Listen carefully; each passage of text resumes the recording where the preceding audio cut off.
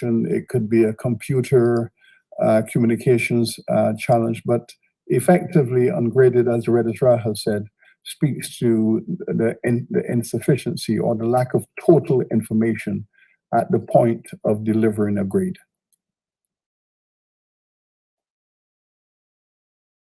Any other questions, please? Yes, if I may. This is addition to Tamika's request.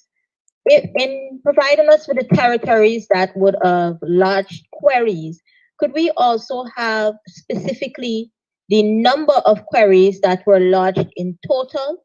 We've been told that it was a minority compared to the number of scripts that would have been marked, but could we get an information as to just how many it was, how many of those related to ungraded, and how many of those related to discrepancies? So far, I understand that we have not yet reached the deadline for review, but how many relate to discrepancies so far? And how many have we seen already reviewed and changed?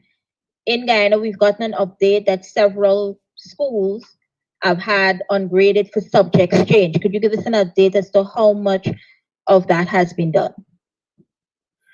I will allow the registrar a moment or two so you see what we to put his numbers together if they are available to him. Why isn't it chat if you all are? But I would say from what I have seen, we're speaking about within the category of maybe 1% or less. That is of all the students who have been examined. And we're looking at a very, very small minority, less, as I said, 1% or less, of specific expressions of concern. The tradition has always been that a student could communicate within the context of their school to the local ministries who would then compile and submit this information. The regulations provide for that, and CXC would normally, in the course of its operations, implement this review system. For many, many decades, it's part of the normal function. The concern this time was a bit greater, and some of the challenges were systemic. For example, in today's newspaper here in Jamaica, there's reference to a school where I think the story was that 95% of the students in a group did not meet the satisfaction of the examiners. And that had to do with a breakdown in communication in respect of the grids, the submission of grids. But CXC has been working with this institution, and they were able to complete the data set. And so, according to the press this morning, that 95% failure has been converted into a 95% success because the data is now complete. I say this only to say that as I stated, it's an ecosystem. All the parts in the system must deliver at their maximum capability. There could be challenges at any part of the system. We are not concerned with where there is a break in the system. We are concerned that there is a break, and that we can identify it, and we can fix it, and we can. During the first interview, they took credit for everything good, didn't they? You know, they were CXC's boss saying total satisfaction. Somebody had the quotes that they said, "Don't cook." During this interview, a lot of emphasis is being placed on how CXC is a fragmented, large organization with so many moving parts and ecosystem, and it's probably that part down there to blame why this information didn't come up, and that part down there and that part down there. You all pay attention very carefully to the words these people use. And put it all together as efficiently as we can. Aid you if he has available those statistical data. Okay, Chairman. WW boy. In respect of the number of reviews that we have received to date, we would have received for Cape 2,353 reviews requests, and for CSEC, we would have received 2,550 requests for reviews, and those are being processed as we speak in the most efficient manner. I must say that right across the region, I will not be able to say to you territory by territory right now, but right across the region, there would have been instances where ungraded would have been reported. So it is a regional situation, and as the chairman pointed out, it is really less than 1% of the overall number of persons affected, but it would have given the regional flavor because in all territories there would have been an instance of ungraded being reported.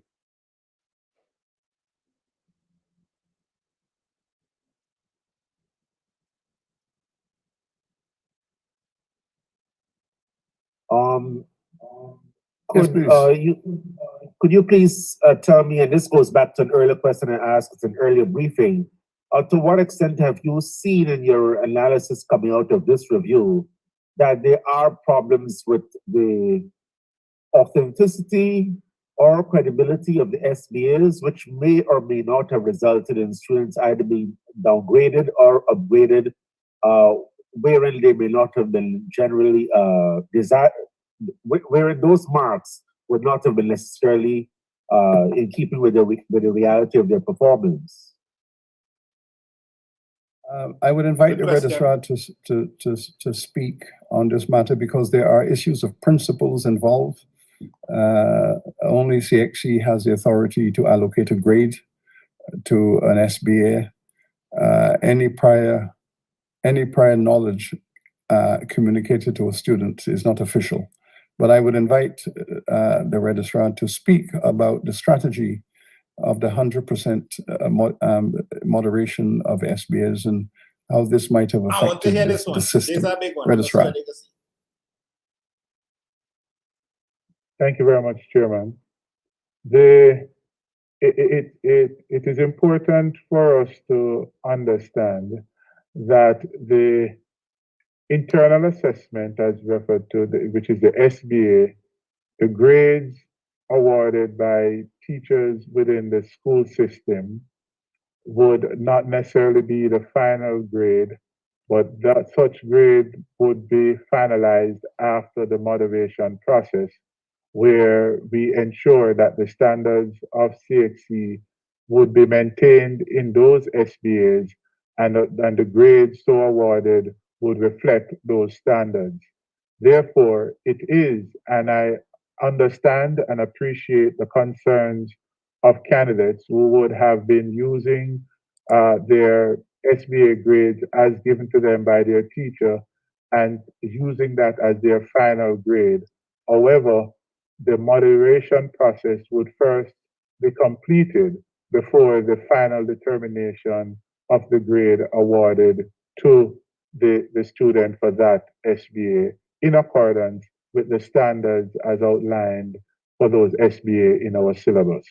So there would be, in some instances, an agreement. In some instances, leniency would be detected. In some instances, the grade remains. So it is only after the process of examination is completed where a final grade is determined on behalf of a candidate.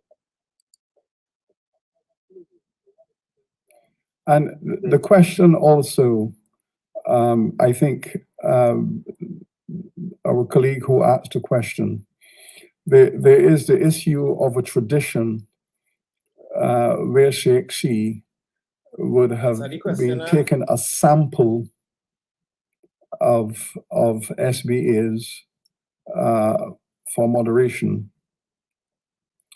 as opposed to this year, where CXC took the decision to moderate all, not just a sample, but to go for a fuller, if not a complete process.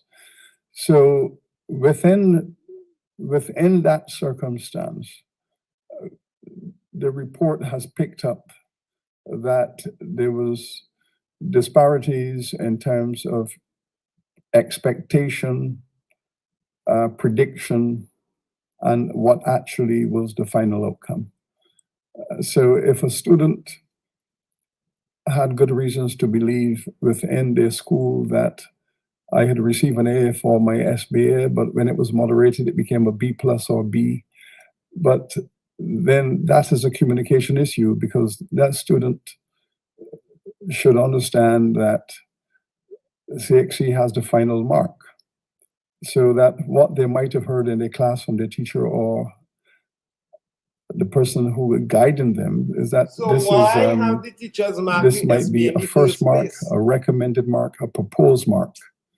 So yes, this is the norm in all systems, and that is why we speak of communications. And one of the recommendations of the review team is that there should be a process of workshopping the culture, the rules and regulations and culture, so that all principals, all students, all teachers fully understand the rules and the regulations and the practice governing the SBA system, so that there is greater clarity with less opportunity for there to be a misunderstanding between what a teacher and what a student believe to be the final mark as opposed to the moderated mark. So there is need at this time, with looking at the ecosystem, for there to be training sessions, work sessions, so that all of this can be upgraded to a higher level of efficiency, comprehension, and understanding to reduce the likelihood of misunderstanding. And, in the context of this pandemic, in the context of remote learning, in the context of stress and anxiety in the school system, the teachers are stressed in this process, because of all the things they have to deal with, working at home, their families, getting the technology in the schools up to the level where remote teaching is efficient. Given all of these complicated circumstances, especially in parts of our Caribbean world where there isn't good internet coverage, where teachers have to travel distances, students have to travel distances. All of this created a stress profile that did create a psychological approach. So all of this was discussed in great detail, and tremendous sympathy for the schools, tremendous sympathies for the ministries and the challenges the ministers were faced with, the principals, the teachers who had to mark and upgrade results and all of that.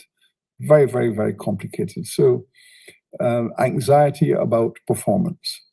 And this has been the first time where we have seen this level of anxiety because of what took place, the modification of the processes, plus the COVID culture. So we recognize the uniqueness and the peculiarity of this moment. And this is why we're trying to deal with it best we can to make sure that there is absolute justice for everyone in this situation.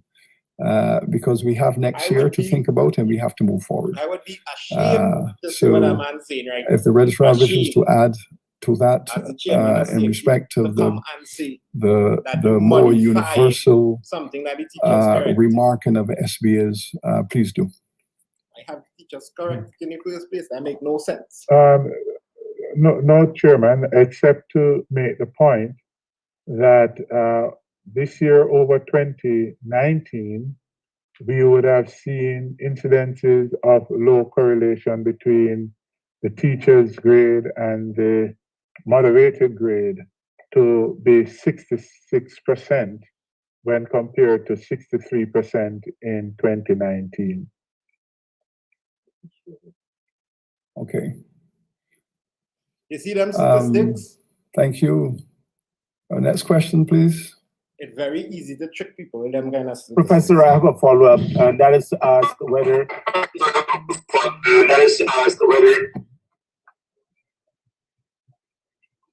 Hi, good morning. This is Leah from the Trinidad Express newspapers. My question is for Mr. Wesley. This is in relation to what you stated that when studies are received, the reviews are in a short possible time. Given the anxiety of parents and students alike, could you give us a more specific time frame as soon as studies are received? How long will it take for these issues, whichever issues, to be resolved? That's my first question. And my second is regarding we've received some complaints from several schools in Trinidad that some students have noticed some changes on their preliminary grades, the student key. That's on the student portal. Could you give us some sort of explanation as to how this would have occurred? Was it a glitch or of some sort? Thank you. Thank you. I'm going to invite the registrar. I hope that he has heard much more clearly than I have heard. The sound we have received from you, the sound we are receiving here is not good, but I don't know if the registrar got a greater clarity. Registrar? Well, I had the same sound challenges like you, Chairman, but I think I heard the last part of the questions. One has to deal with how soon we will treat with the review requests that would be submitted to us. And we really have at least a week turnaround time on some of these review requests. Within a week, we would be treating with those requests. In respect of the last question in relation to students recognizing grade change on the portal, I would just indicate that any grade change that are reported, it is a formal process for us to communicate that to the local registrars, to the respective ministries. But I just want to assure any grade change should not be where a grade is decreased. We will stand by the initial publication of grades in that regard, given the decision to make sure that grades are not reduced, but either remain, or if the review suggests an increase, it is increased. Yeah. We are very sensitive and mindful that many of the students are all keen to get off to their university of choice, and some of them are held in abeyance. So we certainly regret all of that, and we intend to get these reviews, remarks done very, very quickly to allow certainty, so that we can reduce the anxiety among the students and, of course, their parents and their teachers, so we can have this matter settled up as quickly as possible. The registrar said within a week, 7 days, but yes, but this is the remit of the council, that this is absolutely critical and urgent. The registrar has indicated that the administration is increasing the capacity to allow for this, so that we can meet the satisfaction of our students. Thank you. Mr. Hillary and Next question, please. My name is Traeger from the Nation paper. I have a question in regards to the weights. Can you explain what were the weights for one, the SBA and the paper as well? I don't quite understand the question. I don't know if the registrar does. Maybe you need to reformulate it for greater clarity. Because usually you have specific weights, so I was trying to figure out or find out how were they weighted this year, say in comparison to previous years. Oh, the question you can't answer. Okay, registrar, please. Yes, I understand the question, Chairman, and it's going to be an important point of clarity that we present to the public as it relates to the weighting as opposed to profiles. it is important to understand that CXE grades on profile and not on paper. And so the weighting of a paper does not necessarily impact the profile grades. And we will present clarity on that matter as soon as possible. For example, we would have indicated and presented, and when that report is released, there will be a full explanation as to how a grade is arrived at. But just to point out that the removal of paper 2 would not have affected the weightings of the profile since we don't grade on paper. And each paper would have the requisite contributions to the profiles that are used to arrive at the final grade. So the composite of those profiles would be used to arrive at the final grade. So when a student sees AAB or BBC or whatever, it is across profiles, and all paper 1, paper 2, paper 3 will be making contributions to those profiles.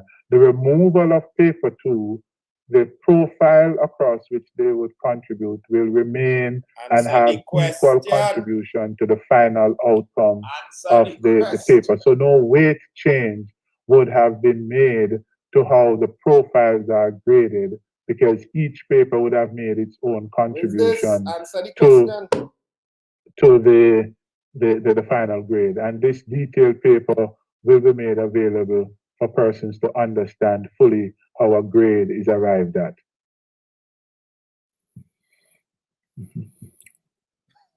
Thank you. Next question, please.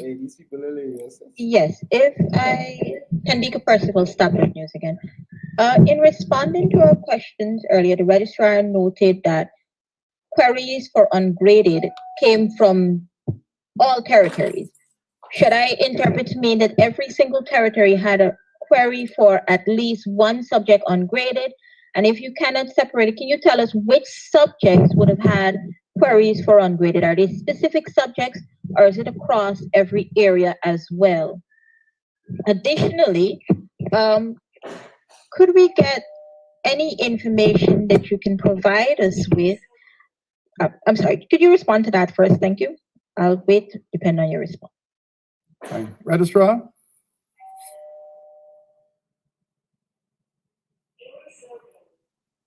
Subjects and several, so both at the CAPE and CSEC level, and across all the subjects that we have, you would have the issue of ungraded being reported, because as I indicated before, information would have been lacking in making a determination on the student's grade.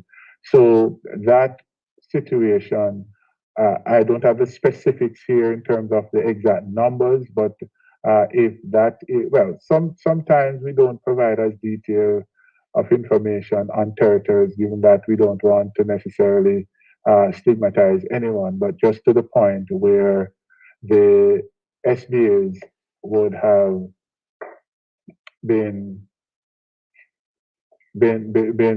absent.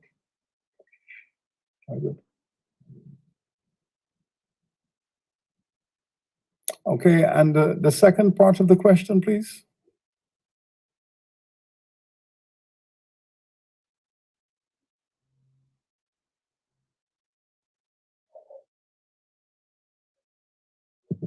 Hello?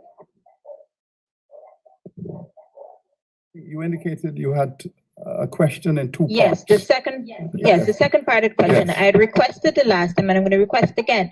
Could you contextualize for us the number of queries that you would have received this year? You've told us it's less than 1%, but how many have you received over the last 3 years? Is this the norm? Is this outside of the norm? How many queries do you normally receive? Because the review process is a norm. So how many do you normally receive? Okay, Registrar, you can give our colleague as much information as you have available to you. So what we have presented would have been pretty much within the norm. A slight increase this year on the number of queries, right? Can I get sorry. So this would pretty much be within the norm. Of course, a slight increase this year, but I'll get the specific data on that one. In respect of the queries received this year in relation to ungraded, it would have been 659 queries that we received. In respect of absence and ungraded together, it would have been 1,572.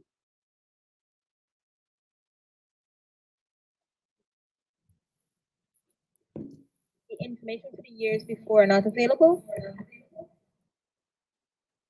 To get the exact figure so I don't misquote you. Just hold on, please.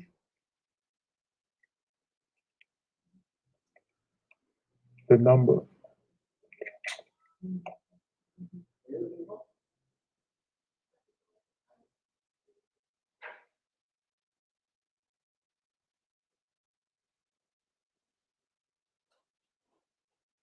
I can agree that within short time, certainly before the end of the day, to email you certain statistical trends so that your question can be fully answered. If there were 600 queries this year, how many there were last year, the year before that, that information can be researched and made available to you before the end of the day. I think that's probably the better way to proceed. Any other questions, please? Hi, Carrie Gooding from Root News in Barbados. I wanted to find out going forward with regards to January examinations, what's going to be the deadline for registration, and also for next year's CXC, do you foresee that we're going to have to cut the curriculum, reduce or condense the curriculum because of the late start for school this year and all of the closures that are happening like St. Lucia right now? Registrar, could you assist? Yes, Chairman. In respect of the examinations for January, we would have also extended the deadline for registration for those for November 13th of this year. The deadline would have originally been the end of October, but that has been extended to November 13, 2020 for registration. In respect of next year's sitting, we are currently doing our internal deliberations and review of syllabus and SBAs and the requirements for assessment, as well as taking into account the various challenges across the region currently, with many schools starting online. Some persons have just started, some have not yet started, and with the variation in the start and of the school curriculum this year, we have to now come to a consensus as to what would be possible, whether or not there will be a change in the extent of the SBA. And we're hoping that by the end of November, we would be in a position to at least communicate a more definitive position on that once we have concluded our consultation with the ministries of education across the region. As you can imagine, the various territories would have their respective local context that we will have to give consideration to. And so the examinations next year can take a particular shape that we are not yet aware of, but it can include examinations in December and a second full sitting in January, depending on where schools are ready for students to write an examinations. But all of those are currently a part of our internal deliberations to be had now with ministries of education before a final determination is made as it relates to the 2021 May-June examinations. Yes, and I think that is correct, because CXC works really to provide satisfaction to our national ministries of education. The reason why the registrar has extended an invitation to meet with all of the ministers on Monday is to begin these conversations, to begin to look at what are going to be the changes that would be recommended, because ultimately CORSHOD, which is CARICOM, the CARICOM body, approves the proposals from the CXC, and the purpose of CXC is to meet the satisfaction of all of our governments, our ministries. So the intimacy and planning is absolutely critical. where CXC meets with governments one by one, with ministers, see what are the local challenges in that country.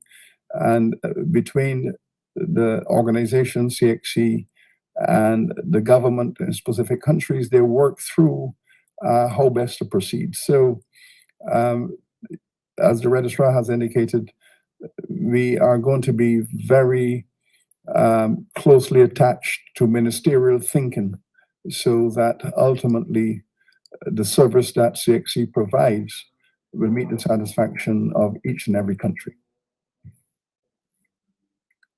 Professor Michaels, that is Shabal again from Damar Williams from Talk Radio. Sir, can you say whether CXC plans to do 100% moderation of the SBAs in the future, given what you have uncovered this year? And secondly, or is there a recommendation on paper to probably even scrap the SBA system?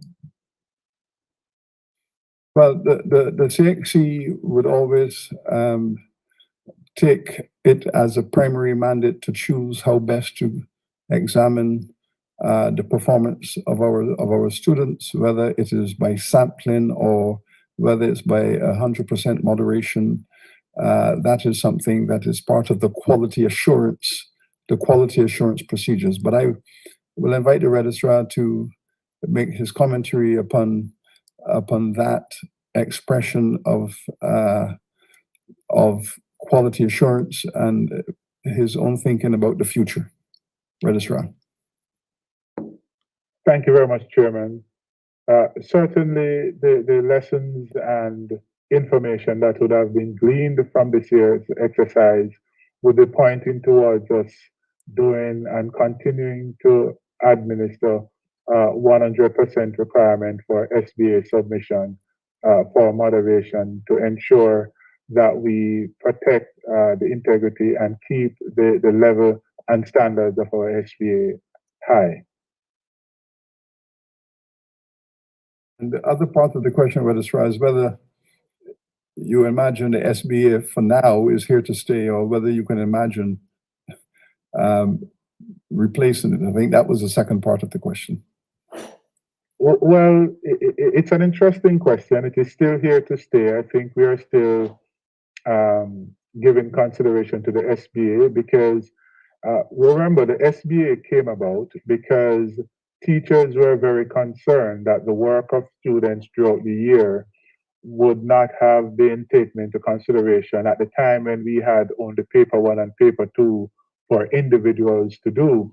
And so within the wisdom and collective understanding with teachers and the Caribbean Examinations Council, it was decided that a school-based assessment component would be integral to the determination of a final grade awarded to students. And so the SBA would have been designed in the first case as a formative assessment in which students would use it as a learning opportunity to grow and develop as they walk through the CSEC or CAPE syllabus. So the SBA is an activity that should start once a student starts write the CAPE syllabus and our CSEC syllabus, and throughout the year we'll be doing portions of it, giving it back to their teachers for feedback, and in the process improve on their SBA and learning at the same time. So that formative evaluation throughout the year should lead to an improved students' performance in both knowledge and skills based on the feedback and guidance that they would have received from their teacher throughout the year. It becomes formative at the end once the final SBA would have been completed and the teacher would make a final judgment as to the student's performance on that paper. In that regard, the value of the SBA is seen as critical in taking into consideration the work that students would have done while they are in school in making a contribution to their final grade. CXC, in standardizing assessment across the region, would have given an outline and a format, mark schemes, and everything for the SBA to ensure that right across the region, we have a standard for assessment. And in that regard, SBA still has a role to play, and the extent to which it is used going into the future would be a collective understanding and wisdom by all critical stakeholders. But it is intent was to ensure that the work of students within the school system are also considered in determination of that student's performance. And in addition to what the registrar has stated, we are working feverishly to have the final report of the review team available to the public by Tuesday. We are working on that. But it's important to note that a critical statement in the review report, which you will have an opportunity to validate, is that the decision to go for a more comprehensive and complete moderation of the SBAs this year strengthened and made more robust the examining system.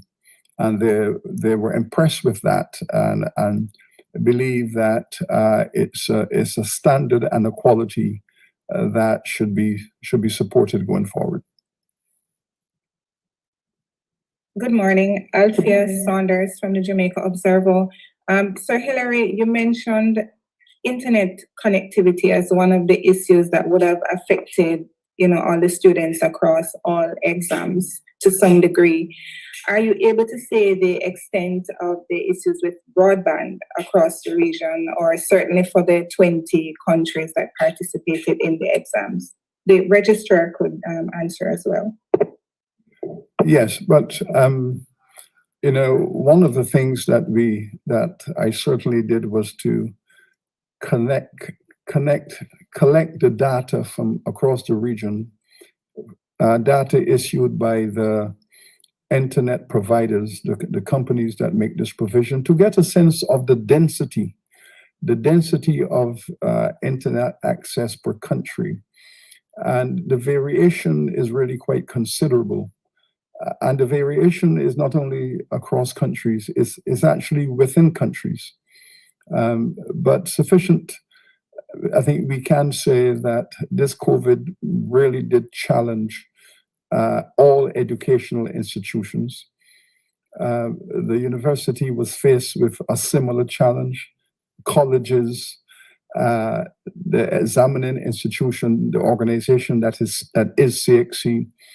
I know that the government, the ministers of education were so keen to make sure that there was good coverage, not only between town and country, but across the countryside, where in many countries it is not as developed as in the urban situations. And it has become a major challenge. This digital access, the digital divide has become a major challenge in our region. And all of us in the business of examining, teaching, learning our students, and making sure there's equity, it is a problem. We have a problem with the digital divide.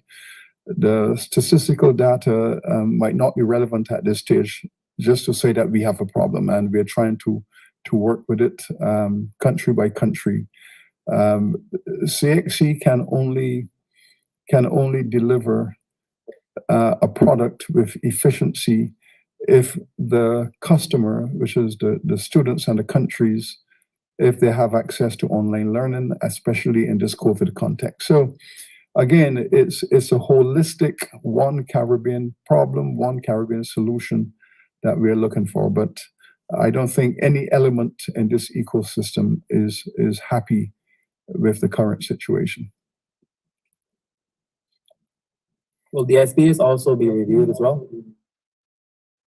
I'll repeat that, please. Will the SBAs also be reviewed? Registrar, could you make a comment, please, in respect to how, if a student wishes to have their SBA reviewed or remarked? Registrar. Thank you very much, Chairman. In the process of requesting a review, there are two components to the exam this year. Paper 1, which is the MC paper, and the paper 3 or paper 3-2, which is the SBA paper. And so in the event that someone has requested for us to do a review. That review will include a remark and a recheck of the multiple choice paper and the SBA paper.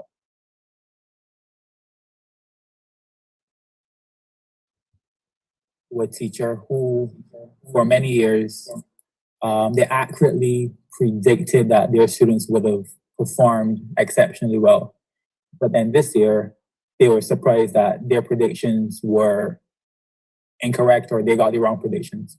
How would you respond to a teacher in that sense? Registrar? Thank you very much, Chairman.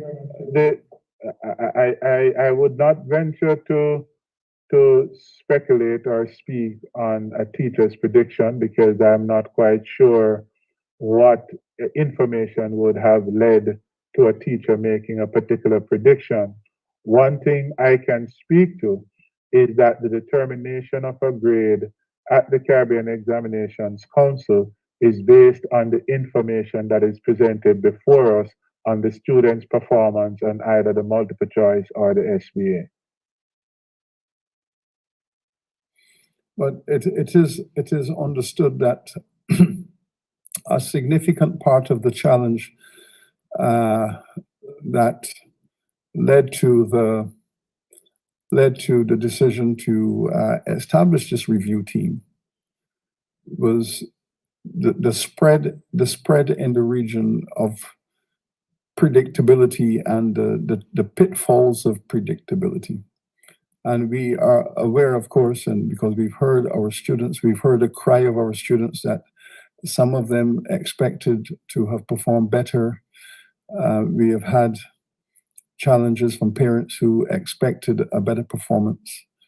And certainly there's a culture of predictability, which in an examination circumstance is always difficult.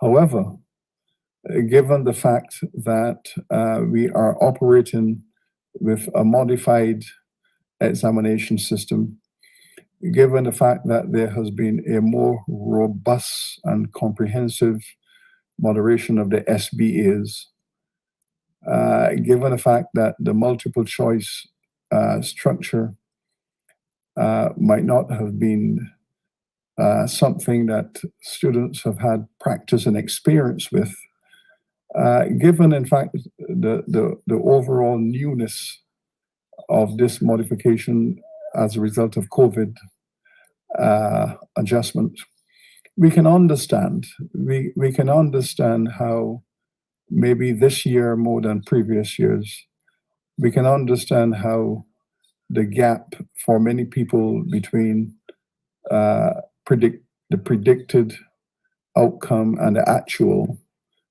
could have been of greater concern to a larger number of people. We understand all of that, and I think the context can help to explain this. So what the review, the urgency of it is meant to do is to give the student, the opportunity, if they so desire, to say, well, I really thought my SBA was going to attract a higher grade after moderation, or I really thought that I had done much better in the multiple choice. But the review process is meant to alleviate that anxiety by inserting some degree of certainty. So it is a general problem of predicting students' performance based on the student's own knowledge and self-knowledge and the teacher's comprehension of the student's ability, and what sometimes an examination result can yield. So, but it is something you cannot take lightly. The issue of expectation is nothing you can take lightly, given the fact that these students have gone up through the system, year 1, 2, 3, all the way up to 4th, 5th, and 6th forms, so there's a trajectory of expectation, and it's good that CXC has a review process to help to bring clarity to outcomes. Thank you. Carrie, getting from Outlook News question, With regards to parents, some parents are asking, did CXC mark on a curve this year or did they amend the grading in any way? And also, what does the review include or involve? Is it just a recount of the marks or is it remarking it from scratch, being the SBA and the multiple choice? Okay, I'm going to invite the registrar to comment upon that, but I should add that one of the features of the report of the review team was that they met with all the stakeholders. They met with the Caribbean associations of teachers. They met with the Caribbean associations of principals. They met with parent pressure groups who've come together to express an opinion.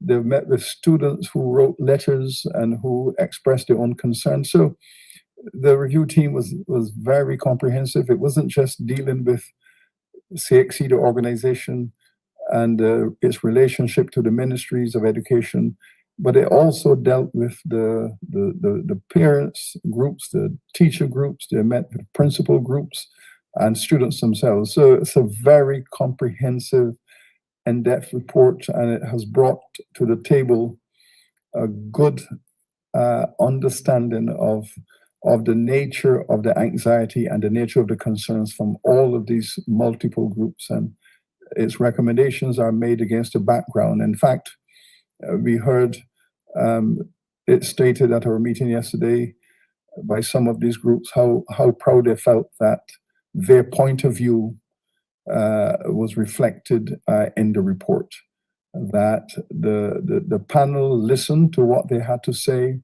and brought their opinions on board, because the purpose of all of this is to assist our students at this moment right now to satisfy them, because we need them. We need these young people to be positive. We need them to be encouraged. We need them to go on to college and universities. I certainly have an interest in seeing every student at CXC, every student who do our exams do well and go on to college. This is what we're here for. So we have their back. What the review team said, that the communication in this crisis could have been better, stronger, sharper, so that we could have alleviated the anxieties and the fears of these students much quicker. And that's a strong point of view. And it's a learning curve, because we are going to be at this hopefully early next year, the next round. Once our governments give the green light, we're going to be back out there examining students again. So this is a learning experience for everyone. Registrar, you wish to comment on the technical question, which is asked about the nature of reviews and remarks? I thought you had answered before, but you might wish to repeat it. Yes. In relation to that question, Chairman, yes, I did indicate that once a review is requested, it involves a remark of the SBAs and the looking back at the multiple choice paper as well, even though those are quite definitive, but it is not just a recheck. It's a complete remark of what is required for the review. So that is how we will proceed for those who would submit a review. In relation to how the grades were arrived at and determined, again, we did not change any aspect of our grading principle that we had, because, as I said, CXC grade on profiles and not necessarily on paper. And with the removal of paper 2, all profiles were remained for assessment to be made, and we would not have changed the weighting and contribution of paper 1 or paper 2 to that profile weighting, even with the removal of paper 2. So if the total was 100, now the total was 200. Removal of paper 2 might bring that total down to 100, but it is still across the profile. So in terms of weighting, nothing would have changed in that regard. It is also important to note that the with the removal of paper 2, we did 100% center and subject moderation. And that meant, as the review team would have pointed out, a higher reliability on determining the outcome of SBAs and its final grade. So we would not have changed anything in our methodology as it relates to grading, other than the removal of paper 2, just allow for paper 1 and paper 3 and paper 3.2 to be used. It is also important to note that where we were unable to do this across all profiles or subjects, we would have gone ahead and require additional components, like for the modern languages, would have still offered paper 2 in that regard. For visual arts or visual arts, we would have asked for additional component because we want to ensure that we are assessing across all profiles to ensure that students would be given and determined competent in the relevant areas. So we would not have changed any weighting per se of the contribution of the 2 papers, even with the removal of paper 3. Okay. Okay, understood. In terms of the statistics, when you're giving them, can you also include how many children would have been affected by the COVID and Gonzalo, whose subjects would have been canceled? Because I know you said there were some children that will get to do their CXCs free next year because they couldn't have been rescheduled due to the tropical storm and COVID.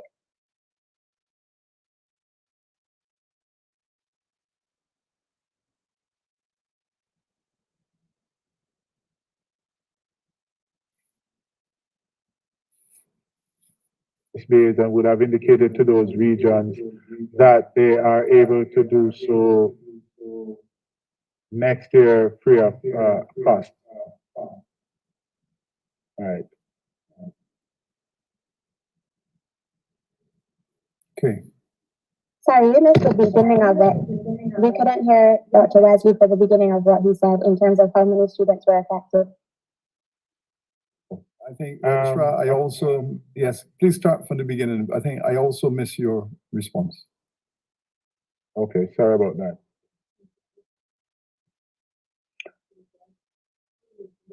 No, this year. Okay, so can you hear me now? Okay, good. Right. So yes, there are a number of territories this year that would have been affected by COVID-19 and would have to write the exam at another time. You're correct. Some countries who were unable to do so because of the emergency response situation of their country that allow persons not to go out and write the examination. We have extended to them the option of writing that examination next year, given free of charge, given the COVID pandemic. There were others who were affected, particularly in the OECS region, who were unable because of the hurricane that came to write the paper 1 on the day on which we were offering it, but we were able to generate an electronic version of the test for them to write at a subsequent date. So those countries were actually treated with almost immediately through our e-testing provision. But there are others who were unable to, particularly I think in Belize, where persons were unable to write, Belize and Guyana, where persons were unable to write the examination because of COVID situation, and that extension is given to them to write it next year free of cost. The specific number I don't have now, I would have to get those numbers. Yes, for Belize, yes. Thank you.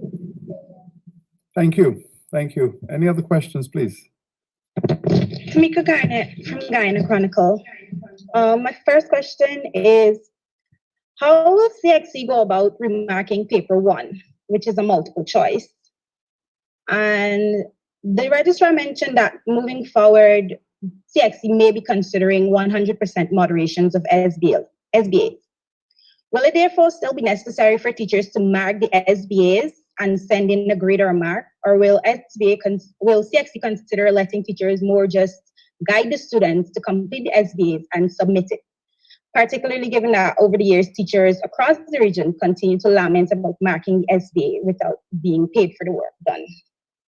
And my other question is, aside from the situation with the differences in SBA marks that was awarded by the teacher and what was awarded by the moderation, was there any other contributing factor that was noticed as to why some students may have gotten grades that were not in keeping with what they may have expected, particularly given that some of these students are students that would have been doing particularly excellent in previous years? So most of the students we see that complain about the lower than expected grades are students that would have been, particularly in Ghana, would have been topping the country and such. So they were surprised by some of the grades they got this year. So was there any other reasons other than just the moderation differences in the SBA grades? Registrar, yes, I think those are the important kinds of questions that no doubt led to misunderstanding. So, Registrar, please. Thank you very much, Chairman. Thank you very much, Chairman. In respect of the first question as to a remark of MCs, yes, once there's a request for a remark, we will pull the multiple choice paper, look back at it and check whether or not anything was missed on it, and have that corrected if there is a case. But certainly the multiple choice is either right or wrong. And so we do a check on that as well. So it's not just the SBA that we would review. We'll also review the MC papers as well, just to make sure that all things were done correctly. So the review would involve a complete recheck of all of that and remark of the SBA. As it relates to 100% moderation, we will continue with that. I think it is our inclination to continue with that going forward to ensure that the standards of CXC would have been upheld. Remember, I indicated earlier that the implementation of the SBA came from the concern that teachers would have had in respect of the contribution of students' work within the school system being a part of their final grade, and also that the teachers, having worked with them, would be in the best position to determine what how they would have been performing throughout the year. So it is still required for teachers to be engaged in the assessment of their students and do so with a standard metric that will show the students' ability. I think our moderation process is really just to ensure that what is being said is what is being done, because in that regard, we would have reposed a lot of confidence in teachers to grade according to the metric that would have been provided in the syllabus for them to award grades to students. And in some of these cases, I mean, in the moderation process, there were cases where the moderator and the teacher are on spot, who would have graded and have similar grades. I think this year, the 100% moderation allowed us to see in a more complete way and a comprehensive way what the quality of SBA is being submitted and how those were graded. And if I can add to the registrar, it is always important to understand that the process of moderation is to assist teachers. It is to have their back. It is to assist them. It is not to question their initial judgment, but it's to assist them in confirmation, because it's not an easy process, this bulk marking of documents. And it is also a critical part of the quality assurance system.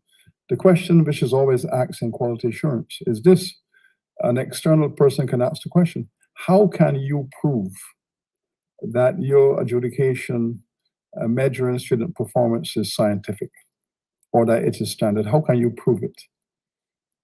And if you don't have a process of review and moderation and reviews and all of that, if you don't have that process, you cannot prove it.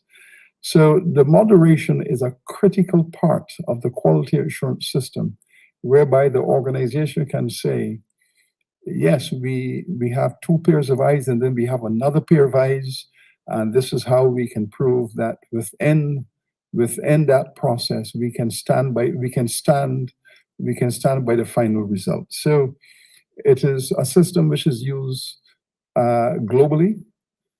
Certainly in the University of the West Indies, it's a system which is used globally, where you assist your markers, you assist your teachers with additional support. So the institution itself can then make the claim that we have a robust system in place.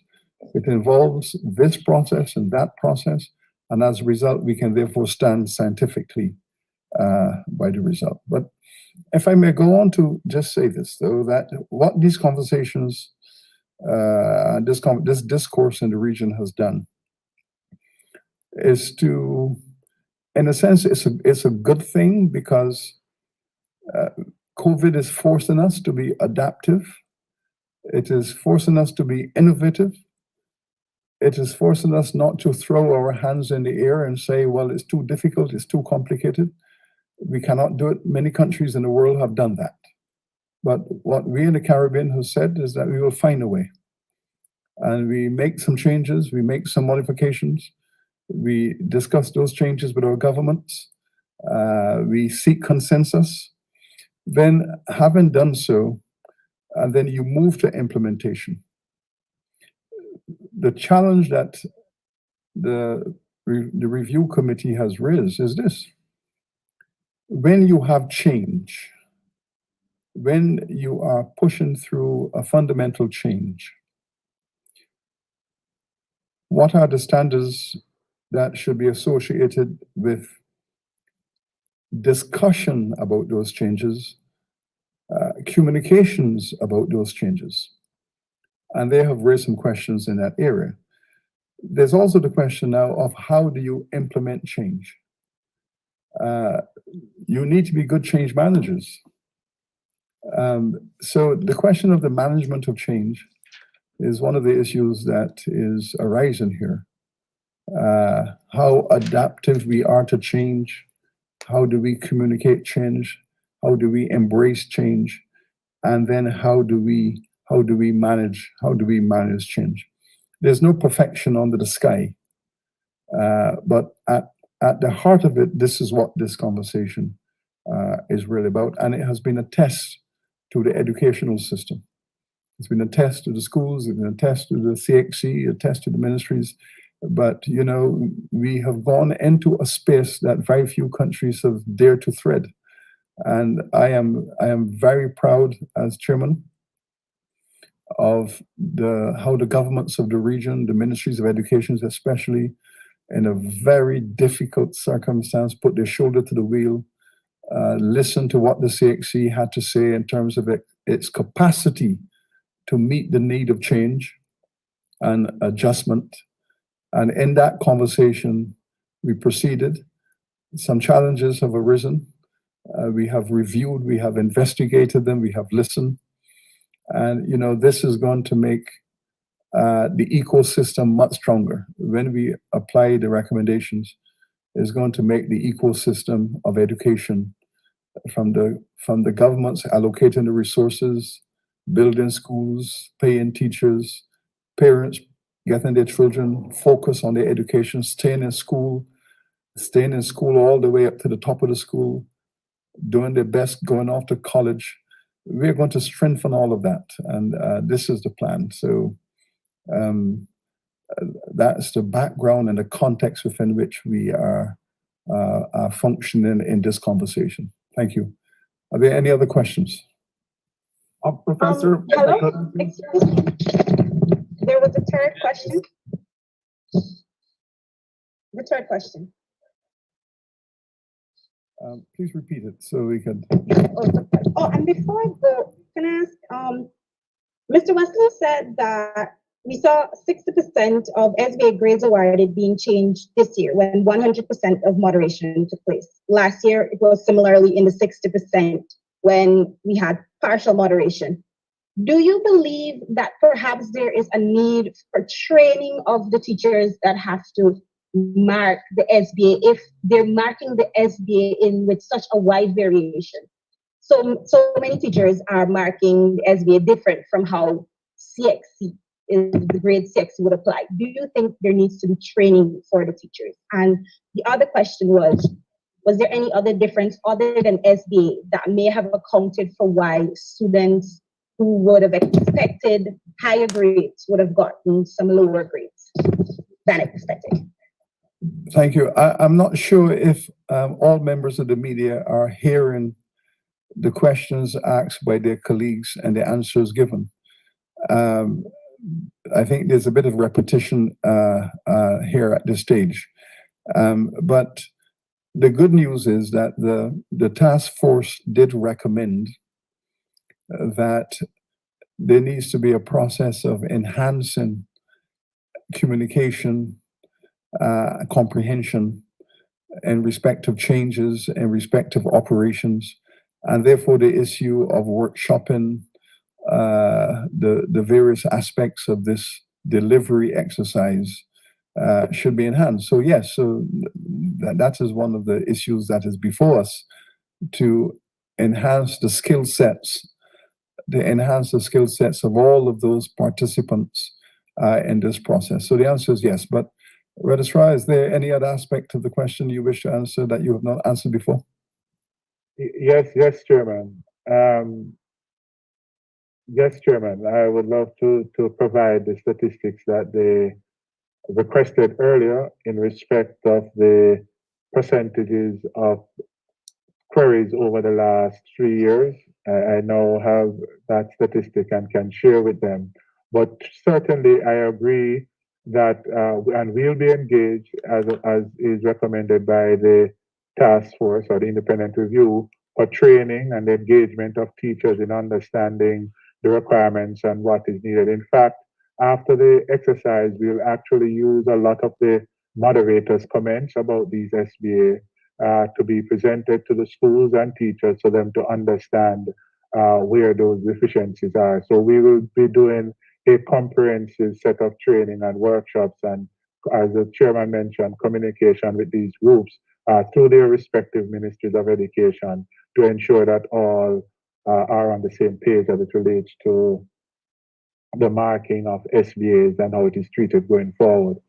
As it relates to the statistics being asked earlier, I shall now provide you for CAPE, the number of reviews received over the 3 years and the percentage of the cohort that it represents, as well as for queries. So in 2018, the number of reviews received were 2,173, representing 0.02% of the cohort sitting that year. In 2019, we would have received 1,073 reviews, representing 0.88% of the cohort that year. And in 2020, we would have received 2,353 reviews, representing 1.97%.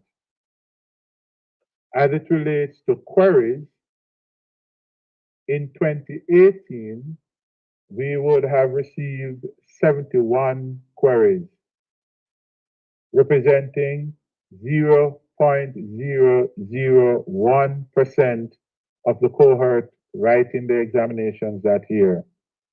In 2019, we would have received 36 queries, representing 0.03% of the cohort that year. In 2020, we would have received 659 queries, representing 0.55% of the cohort writing examinations. Those are the figures for CAPE. I will now give the figures for CSEC. For CSEC, in 2018, we received 813 reviews, representing 0.001% of the cohort sitting. In 2019, we would have received 720 requests, representing 0.13% of the cohort.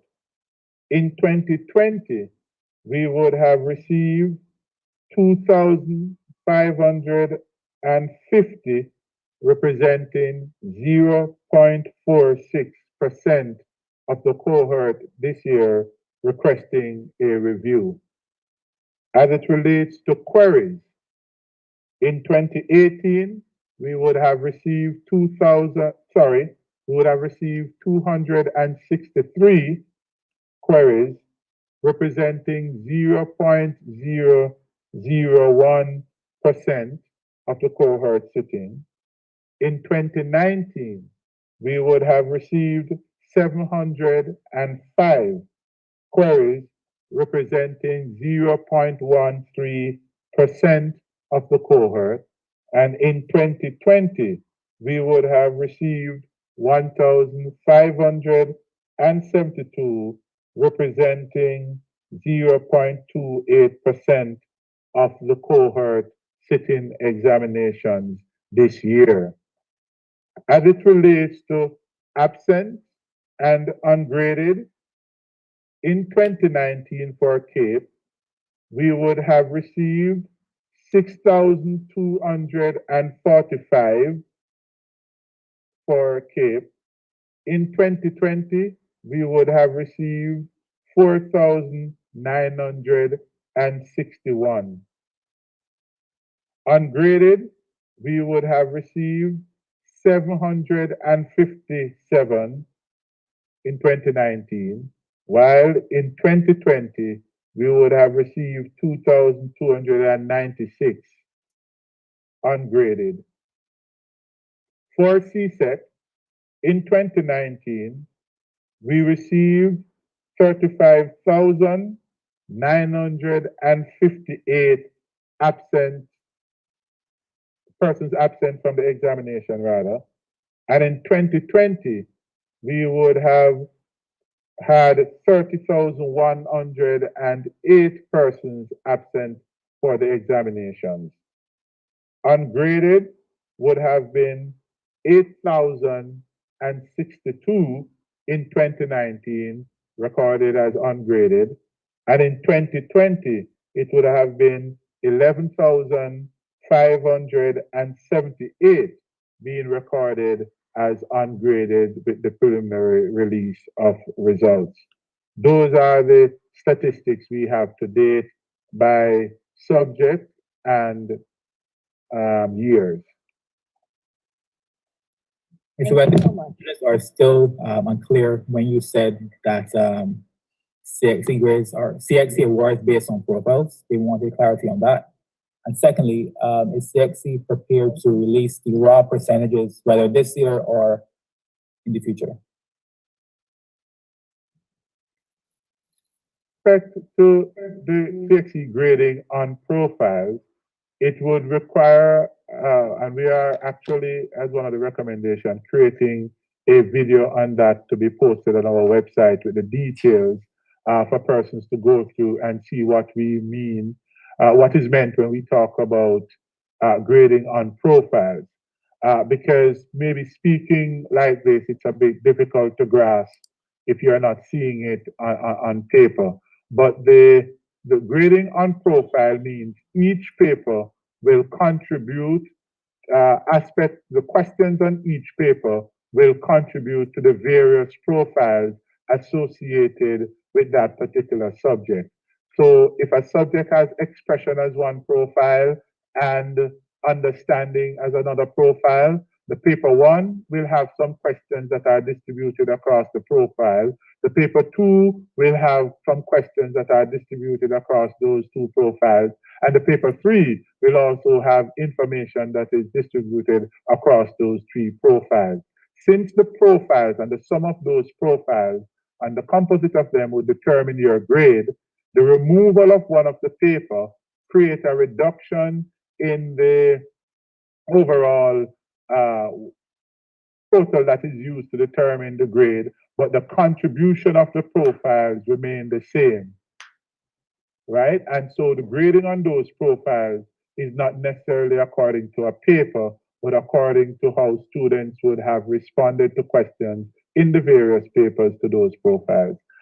Is the best I can do right now with respect to the paper. All of this, however, is outlined in the syllabus as to how the distribution across papers for those profiles would have been outlined. But we understand, as is communicated to us, that there is and greater understanding, and hence we will have a series of workshops, seminars, video presentations that we will now use to engage the public as well as teachers and the respective persons working within the education assessment sector to ensure that there's greater clarity on how those grades are performed. Then the second question, thank you. Here to release the raw percentages at any point, whether for this year or in the future. See, as over the years, we would not have released raw scores of students to the public. If you notice, every year when results are released, we use a grading system and a profile system for persons to understand and appreciate how they would have performed. In that regard, the profile is an indication as to the level of competence students would have achieved with regards to the profile, and the composite of that profile would then determine what category of grade one would achieve with that profile. So we raw.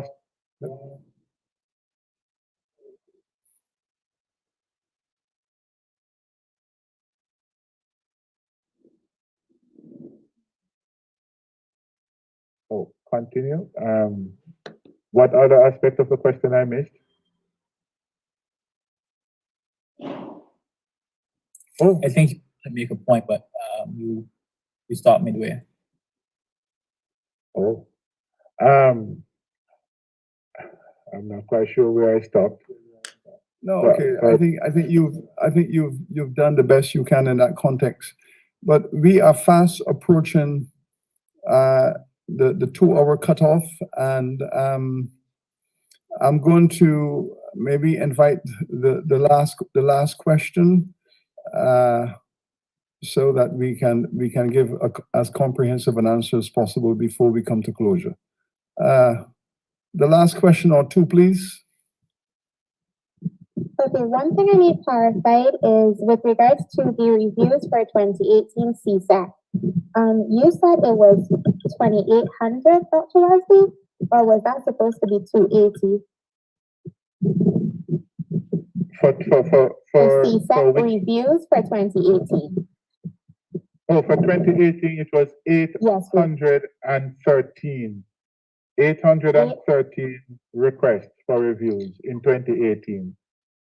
For CSET? For CSET, which represents 0.001% of the cohort. Right, and then you said for queries that 263 for the same CSET represents 0.01% as well? Yes, but is that... No, that's where my problem is. Yeah, just let me have that check, please. This percentage is 2%. Just check on that. It can't be 800. Yeah, because the two for 2019 line up being 720 and 705 giving 0.13%, but the 2018 queries and reviews aren't adding up. Okay, it might be a rounding off problem. So it should have been 0.0005 or something like that. So yes, because it is much less than the 830.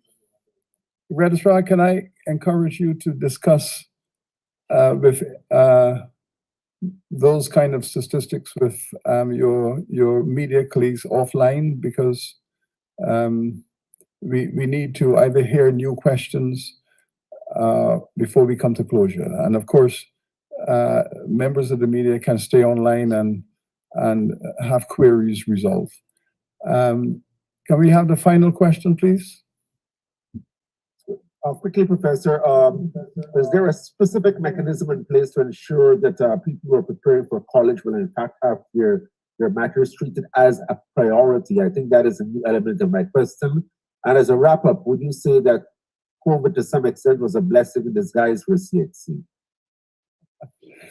Well, first of all, Council did urge yesterday that management address with the greatest urgency those concerns and requests, especially those students who are being held in abeyance, ready to go off to colleges and campuses, including UE and other regional institutions. Some of them are going off to extra regional institutions, and we really want to see them process quickly so that they and their parents can be satisfied, because we appreciate the anxiety and the stress levels. So that is top priority, number one matter and over this weekend and in the next couple of days. Some of it has already taken place. Many of the governments have created dossiers and have sent the dossiers from their respective countries to CXC for urgent action.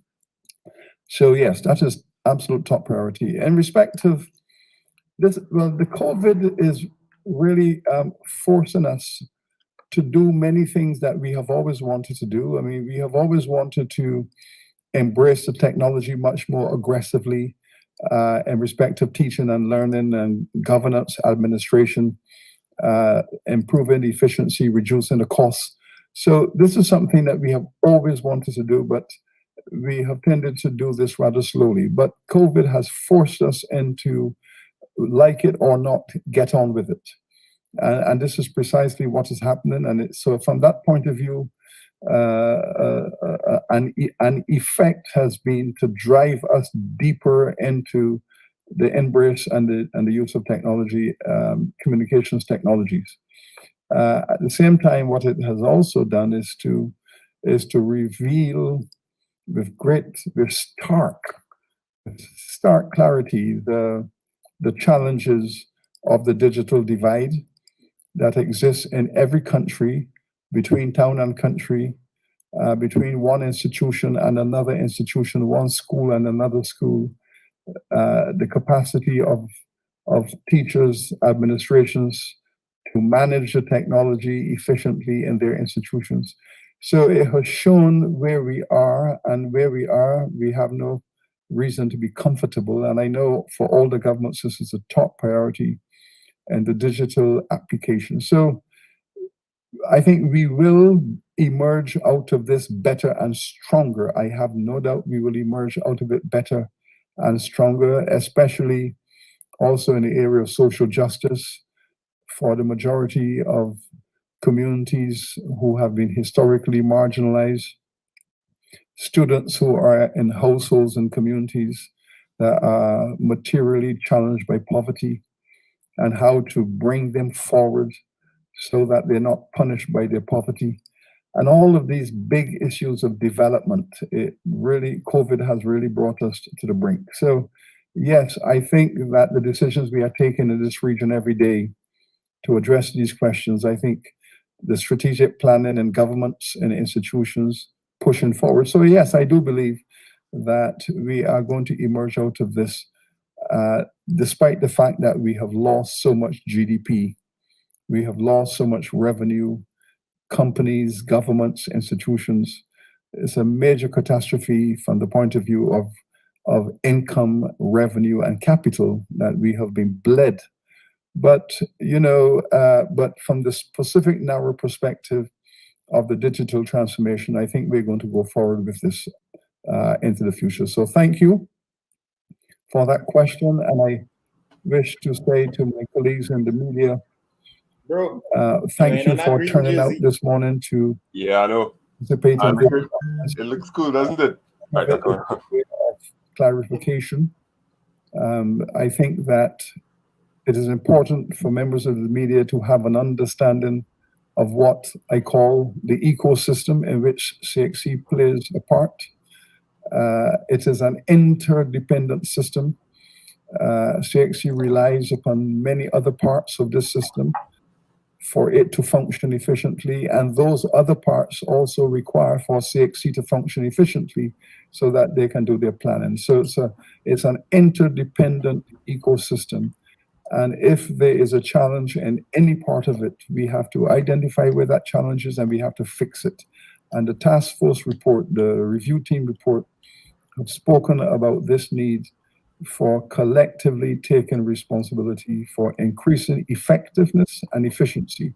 And this hiccup that we have had here with change management, change comprehension, and change adjudication, that we now have to hold on to this. So finally, colleagues, this is our CXC. It was indeed pleasing that the review team did indicate that the fundamentals in CXC are as strong as ever. And it has good reasons to look to the future, positive, with courage and commitment, and working with its partners to find these challenges, to fix them, so that as the CXC moves to its 50th year in short time, it is going to be more courageous, even more committed, and taking greater care of the students of this region and their families. So thank you all very much for participating. As I said, the roadmap is for us, for the management, I should say, to meet with the ministers hopefully tomorrow. And as soon as that process is complete and we have the final draft of this report, that the report will be made publicly available. So we're looking at Tuesday to make this report, the final report, available to the public of the region. Thank you all very much, and enjoy the rest of your day. Thank you.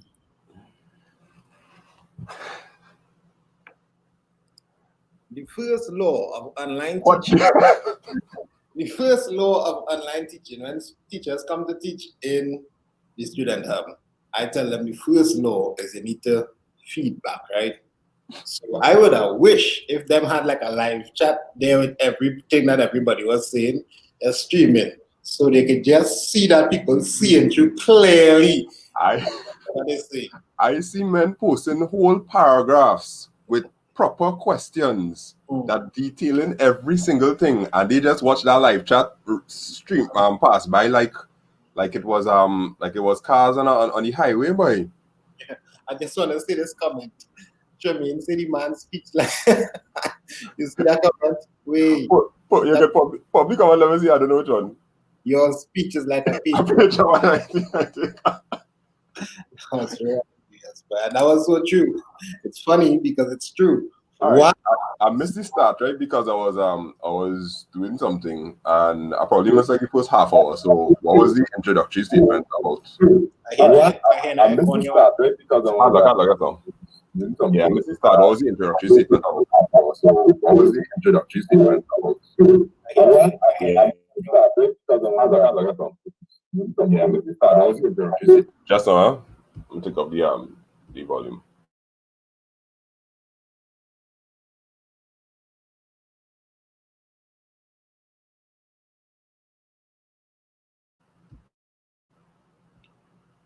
All right. I really muting up your mic and thing, and apparently I can't handle power. I press mute. I press mute and nothing happened. Anyhow, you didn't miss that. You didn't miss. I really muting up your mic and thing, and all right, that's again. I can't handle power. I press mute. I press mute. Yeah, go ahead. I hear you now.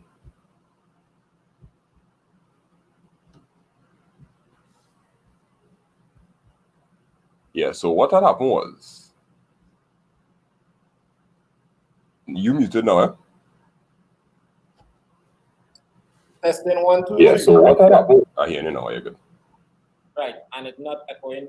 You muted now, eh? Testing 1.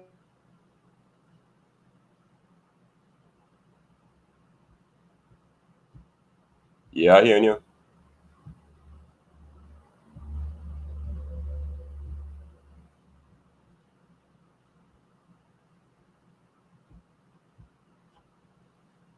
Oh, you ought to get headphones now because I will be commentary on my gear. All right, cool. Yeah. So what I was saying is I missed the start, so I wasn't too sure exactly what the introductory statements were. I missed the yeah. You hear me now?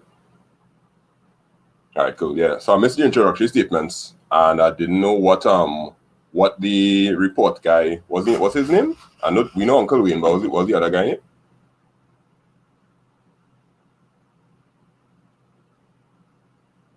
I hear you. I just waiting to check for the echo. Oh. Nah, I think it should be good now because both of we have on headphones. I still hearing it slightly. I have a little setting called echo cancellation in the audio settings.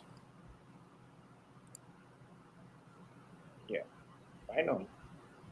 Okay. Are they hearing any echo any live there? Any live feed? All right, they say no echo now, so we good. The chat say no echo.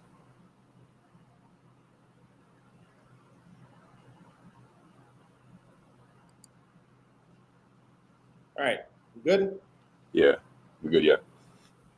All right, people. So yeah, I was asking you what the introduction was. I missed like the first half an hour, only coming like an hour in when he was speaking a whole lot of nothing. Right. So you didn't miss anything much because in that part of the interview, what was that? Our review? What do you call that? What I don't know, abstract. In the first part, big man just say a whole bunch of nothing. So he just talked about. He literally said CXC was a hero, basically. Yeah. A hero for what? Pulling off the exams? Yeah, hero. Hero was the word used. The word used as hero. Actually, he said hero. Okay. If I could get you with this, the hero was the word used, and he also listed out the name of the review team, which was some pretty heavyweights.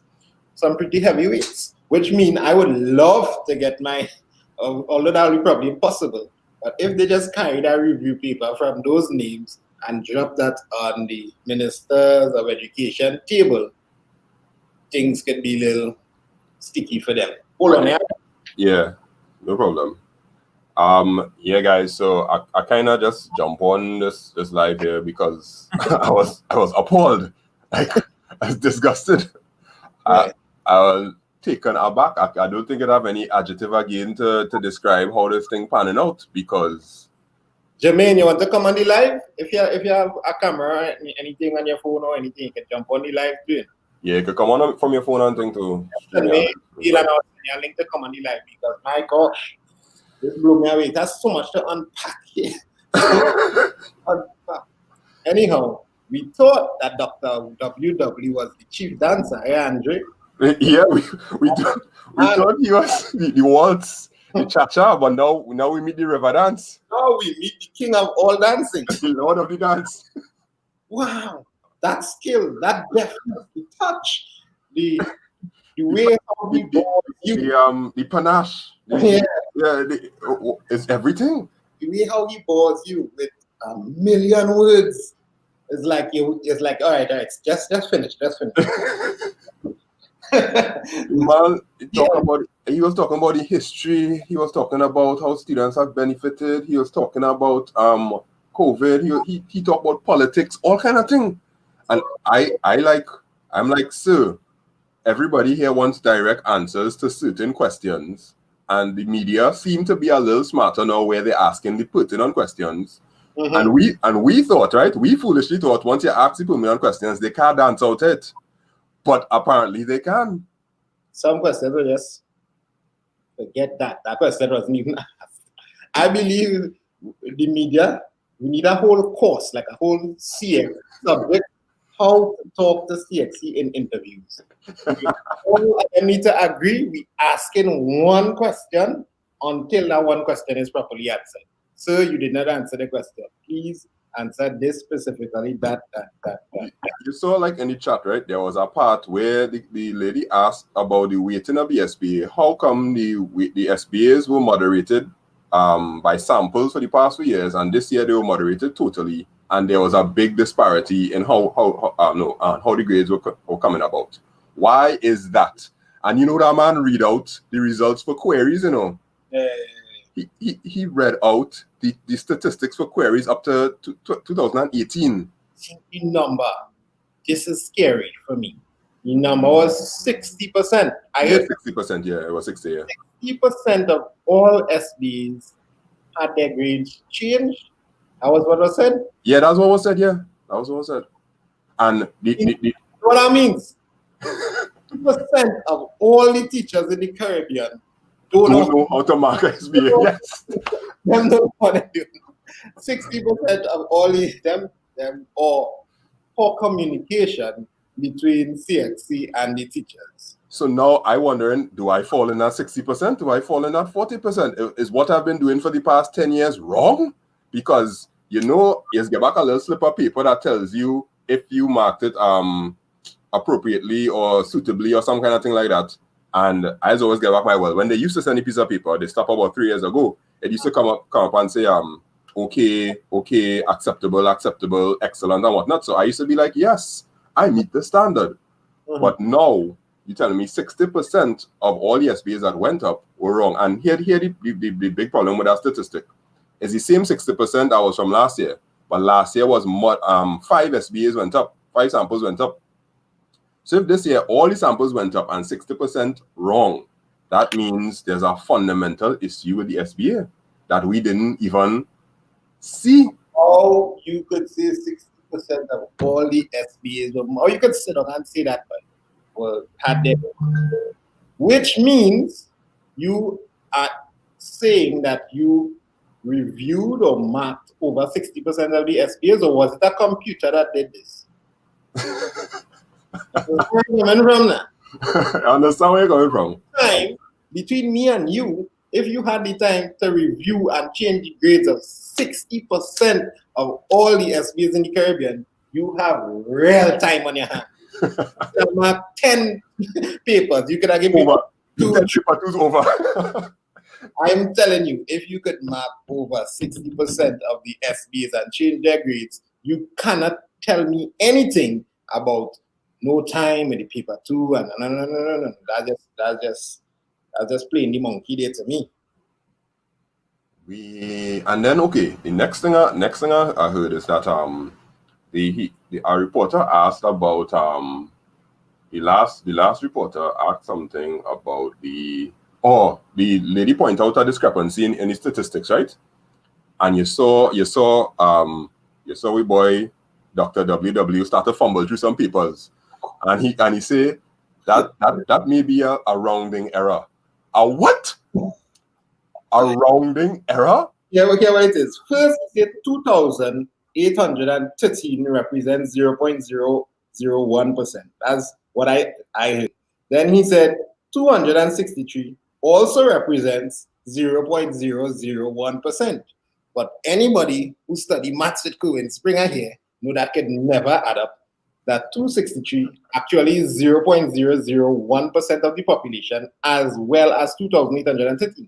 But then in the next dispensation of that question, the number changed to 813, 263, which still wouldn't add up. Because if 263 is like 0.001%, then 813 would be like 0.00. Yeah, that is not a rounding error. That is a calculation error. It's a calculation error.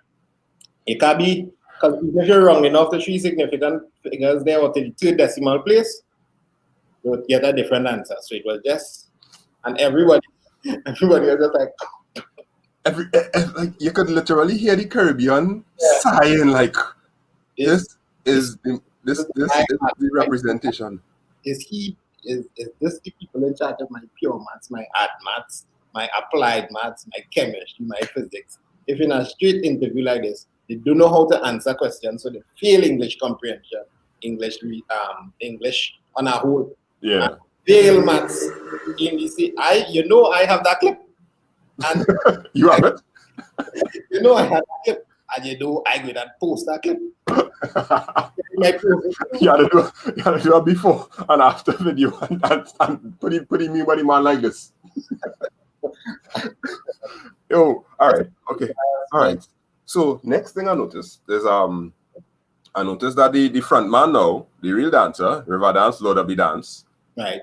He is the head of the review committee. Is he? He was the selector of the persons in the review committee. It seems he is the chairman. That is Hillary Beckles, I believe. Right, Hillary Beckles right here, and I'm trying to figure out his role in the whole thing. He is the chairman of CXC, but somehow in the review committee, I saw his name there. I can't remember the exact post. Let me just make sure I don't wanna. Yeah, we had to be correct because we can't make wrong assertions. But okay. So while you're checking now, so all the uproar happened with the students, blah blah blah. I'm just trying to run through the timeline to see what's going to happen on Tuesday, because Tuesday we're gonna get a piece of paper, and that piece of paper should, a PDF, and that PDF should have a detailed breakdown of what they did. So all the uproar happens with the students. Then they decide, okay, we're going to have a press conference. They have a press conference, and the media grill them to the point where the live cut off that day. I was like, wait, it done? Where did they go? Right? Yeah. So the live cut off that day. Certainly. We missed that. And then the next day, the investigation task force was put in place. So we're saying that is Dr. Hillary Beckles or Mr. Hillary Beckles? I don't know which one it is. How do you say this, Professor? I don't mean to. Professor Hillary Beckles was tasked with selecting people from the region to become a part of this task force. And I know they would have selected retired registrars, retired people who used to work in education, and they would have come together. One of them was a big boy in Trinidad, and I think he retired, right? Yeah. So they now would have had to sit down and go inside CXC office and ask the hard questions and come up with the report for it, right? Right. Good. And what we have today is a precursor to the written report that's going to come out on Tuesday. What was the point of today? The point of today, well, let me not misquote again. Mm. The presentation of the independent review team report, which did not happen. That happened to you? No, because I'm trying to figure out what was reported. The presentation of the independent review team report on the administration. Was there a presentation of an... No, I didn't see no PowerPoint slides. I didn't see any slides saying, we have found this, these are the discrepancies that we found, XYZ, ABC, nothing like that. He said there were 23 recommendations or points or something like that. I don't remember him reading out 23, he read out some. So this was more like another dance. This was just another dance. You know what this is? Yep. You ever in a school and your parent is one of the teachers, right? And you get in trouble for something real bad. And the principal call you in the office. And the principal and your parent, who is a teacher, sit down in the office and try to grill you about what you're doing. And your parent, like, well, you can't do my son nothing, because he working here. I mean, I work in here. And the principal basically say, yes, I know I can't do your son anything, but I'm still going to talk about all the things that I want to talk about to make this meeting look like something happened, so that we could come out here 2 hours later and say that your son got a slap on the wrist. So I feeling like Professor Beckles literally called Dr. Wesley into the room and say, well, we're going to have to punish you, but we're going to just make it look like we're punishing you so that people will think that we did something. I get a little feeling of that as well, especially when Dr. Wesley was queuing up a dance once or twice, and the professor was like, but the question is, you see that? Yes. He was like, well, I think y'all are repeating some of the questions, so maybe y'all missed a certain part. It's at a point where he answered and he swung it back to the professor. The professor was like, well, this part of the question still now. Just give them a little more now. Give them a little more. But my thing is, how even in from their perspective, right? Their perspective, okay, you want to save face, you want to still try and not look bad. I don't know what you want to do. What is their goal? What it have to hide? I don't know what. I don't know what hiding under the CXC carpet or inside the CXC cupboard. So Yeah, I don't know hiding what they want to hide, whatever. What is their goal? How does this help them? Like what? If we just dumb? more than how does this help them? This whole thing is about students, you know. Yeah. And literally nothing about students was actually answered or addressed. They didn't talk about regrade, they didn't talk about reviews, they didn't talk about money, they didn't talk about No, they did. They did. What did they talk about? They did have some switches. I'm gonna mention that just now. Okay. Still, I'm trying to understand. Like, even if I was them, this is making no sense for me. I'm not coming on here and insulting the intelligence of the entire Caribbean by ducking and weaving questions and BSing the entire Caribbean. I know it have teachers, principals, ministers of education watching this, and they just see through this, how this helping me. How this helping me. If okay, we made a mistake, I will try and I don't understand like the PR. Well, as I said, anybody I think would try to at least like calm some of the fears that caused the protests, but none of the fears that caused the protests have been addressed at all. This late in the game, you wanna come with gasoline and just straight at the fire. This late in the game. Yeah, because it's like water. This is water.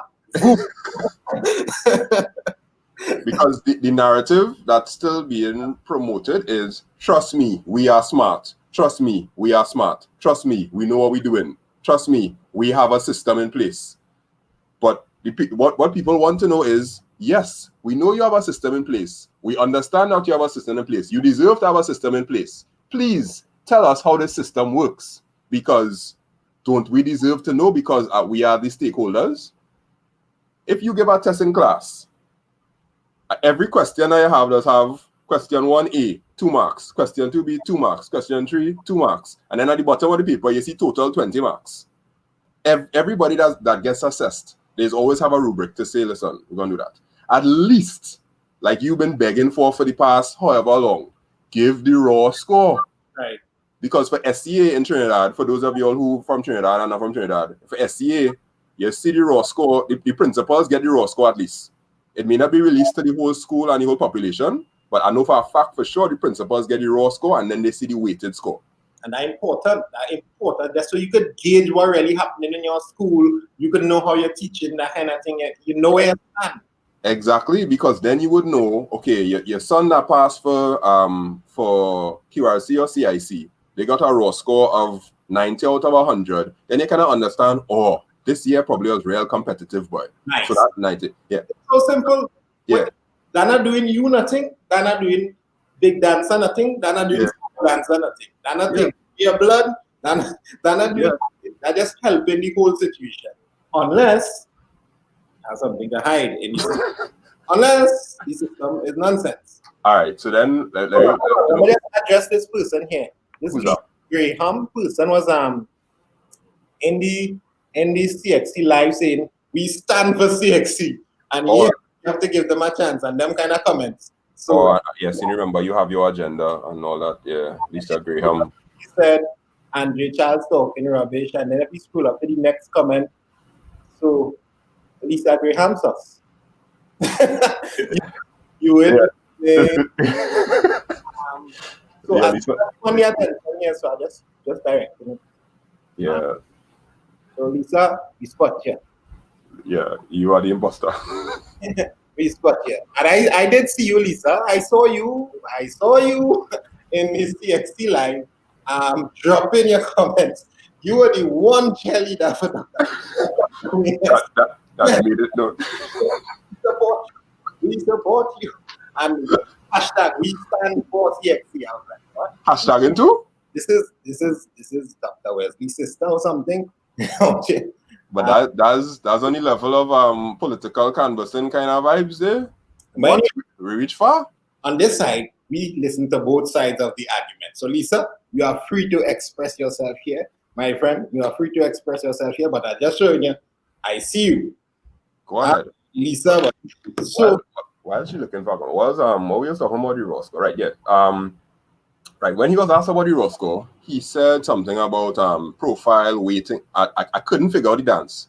He said about something profiles, weighting, competencies, everything listed out in the SBA, something like that. But from your knowledge, right, and from my knowledge also, there is a in the SBA, it tells you that you're going to get 25 questions on a particular part of the syllabus. Then you're going to get 15 questions on a particular part of the syllabus. In the syllabus, right?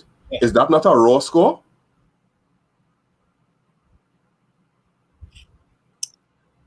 Anytime he was asked that question, he tried to sidestep the question, like if all of a sudden he doesn't know that we know this and what we really want. So this is what he would say when we ask questions similar to that.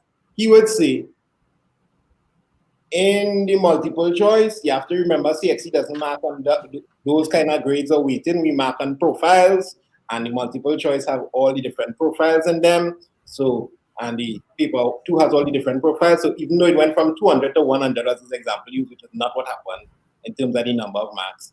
That's just an example use anyhow. The weighting will still be the same. The weighting is still the same as the syllabus. And I think you were saying that to try and do some repair the damage he did in the last interview where he couldn't answer the question when the lady. Oh, yeah, I remember that last interview. I remember that one, yeah. The profiles, but everybody, every teacher here know that. We know body profiles, we know body multiple choice, we know about that. What we're really asking for is we just want the raw scores. We just want to know how much this person gets in the multiple choice, how much this person gets in the SB. That is it. Just tell me that. Give me the sum. You didn't need to tell me which one. Actually tell me that. But once it hit us that, if you have nothing to hide, you could just give us the raw scores, maths, give us the raw scores, everything. And then people could sit down and say, okay, my raw score was 85, but everybody else raw score was 99. So I could see why I got a 3. Or some kind of vibes like that. Whether we disagree with that system of marking or not, at least raw scores will give you some actionable data. Right. Because with like in IT, when you have the correct data and you put it into the information system, you'll get the correct result coming out of it because you need good data. Right now we have no data to put into the systems. Everybody just had to speculate that we trust you. Right. And that is a problem. You can't live like that. Like trust me. All the mistakes that have happened, you should trust me still. You could, but then you had to open up the system so that we have a choice. Because we could choose to go with the examining body that hides everything, or we could choose something else. You have to give us a choice as the government. Fine, CXC wants to adopt this approach. That is their approach. Give us a chance to choose.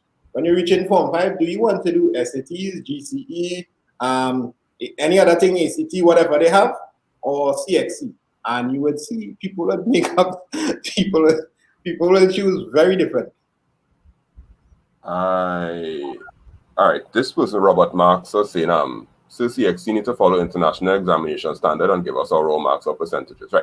So from an international perspective, from like SAT to GCE to all them different things, they always give you the raw marks. And as far as I know, the raw grades, the raw marks are released to the schools, I believe. Right. So I'm not, CX is my thing. I'm not too big on the other stuff. The only exams I do on the outside was like Cambridge exams that I ask for music and stuff. And yes, right. They do give you the raw stuff. Right. Because I know I had a child who came in to do CAPE, but she was schooled in England under GCSE. And when she came in to do CAPE, she was in shock because she couldn't grasp how, when she got her results, she doesn't know the marks that she got.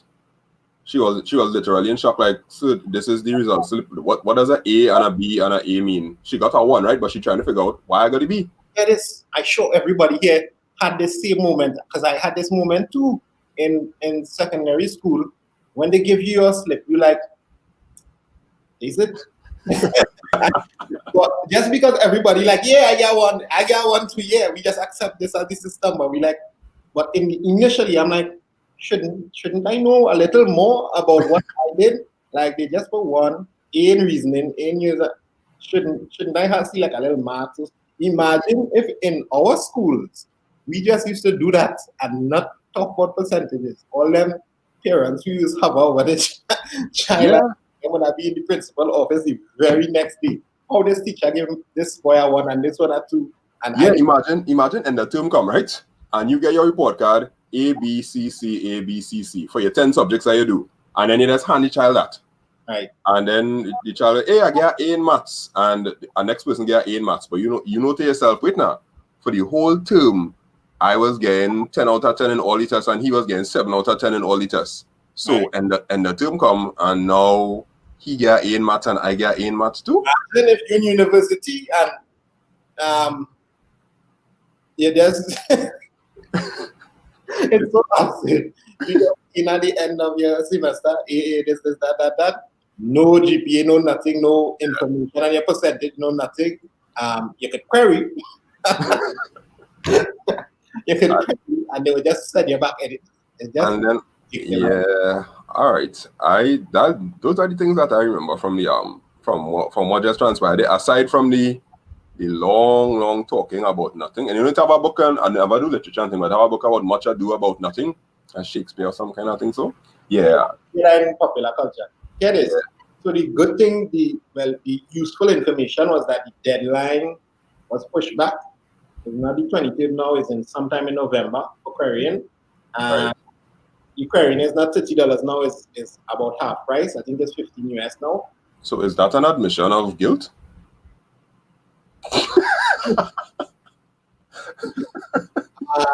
So yeah, yeah. Any dropping of mark. So if you query, your mark will either remain the same or go up. So they're not going to drop your mark. So they're inviting you to query if you're feeling that kind of way. For half price. So it's a fire sale. Yes. In other words, it's a deal. It's a Shoguna's deal. I'm from Shoguna's. I know a deal when I see one.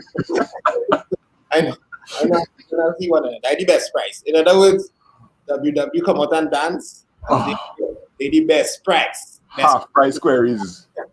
Queries going half price now. Oh gosh, I see a couple of parents in the chat saying in the CXC thing, is this a joke? Is this a joke? Like they just cannot believe what they're seeing going on here. I honestly sorry for laughing because there are children right now who have very, very difficult situations to navigate because their marks not meeting a particular standard and they can't get to do some of the things that they wanted to do. And everybody, their teacher, their parents, they themselves know that they deserve it. And like we can sit down and laugh here because honestly, it is funny. But there is a serious component to this where some children's lives getting messed up and the people are responsible for it aren't taking responsibility. At the start of this man start off. Remember in last interview when they come on, the start was, we mash up this exam, dog. We handle it off. Totally satisfied with what going on here. We. This time when he come on, Mr. Chief Dancer, Mr. Hilary Beckles, Professor, sorry, he was like, well, you have to understand, CXC is a big ecosystem, you know, different moving parts, and we don't have control of these entities on the outskirts here. So sometimes there's some miscommunication between the teachers and the schools, and that is where the real problem exists, basically. Blame the teachers? Yeah. But I guess, and the thing is, it's so see-through. I sure our Minister of Education, the guidance Minister of Education, Jamaica, could just sit down and say, this is just some patronizing stupidness going on. Where's this? I'm certain that they could just watch this and see this is just foolishness. So then when them come, I don't know. This is one of the reasons I retired 2 weeks ago. I'm not in this. Good luck, boy, Andre. We will fight it. But okay, so what to look forward to next week? Tuesday? Tuesday when the actual document of recommendations come up? Tomorrow they're gonna try and engage the Minister with Education ministers. And then Tuesday is supposed to be something official and next. Maybe that might be the actual presentation of the independent review. So then we had to read that now and read out our fine-tooth comb to see. Oh gosh, Lisa gone. Lisa gone? Lisa gone. That's what Lisa. Lisa does notice things in it. See, I just watch, unlike CXC, I just watch the chat very often. The chat is there to me. These names mean something to me. So I saw you, Lisa. Hashtag we stand for CXC and this, that, the other. So now the document that are going to come out is recommendations that would have been made to them. So now we have to look at the recommendations and infer what the problem was. I just want them to release the raw scores and tell us how the marking system works. See, all last speak talk about this, that, the other, CXC has been established 50 years ago, and that the days for all that talk. No but that long talking, as Jamaican friends say, all that long talk. Just tell me the raw scores, just tell me how you do the marking, and we are smart people here. We can see what goes on. Right? Yeah. That is all. If you have nothing to hide, just tell us the raw scores and how you do the marking. That is it. And you have the information. Because if you don't have the information, the system is utter trash. So you have the raw scores and you have how you do the marking. Just give it to us. You don't even need to give it to the students. Give it to the principals. I trust the principals. Give it to the principals. Disseminate it to the teachers. And let we just see what is happening behind the shadows. Just, kind of get some sort of transparency, not translucent. And right now it's opaque. Yeah. We just want some translucency. Just a tad. Just a piece. But anyway, I'm going to make a couple posts. I'm going to post. Yeah. You go and just put my hand up for you there. For the people. I'm going to post that error. I'm going to post some other statistics. Although I can't even trust the numbers now because going back through. Till we meet again. Yeah, well, thanks. It was nice.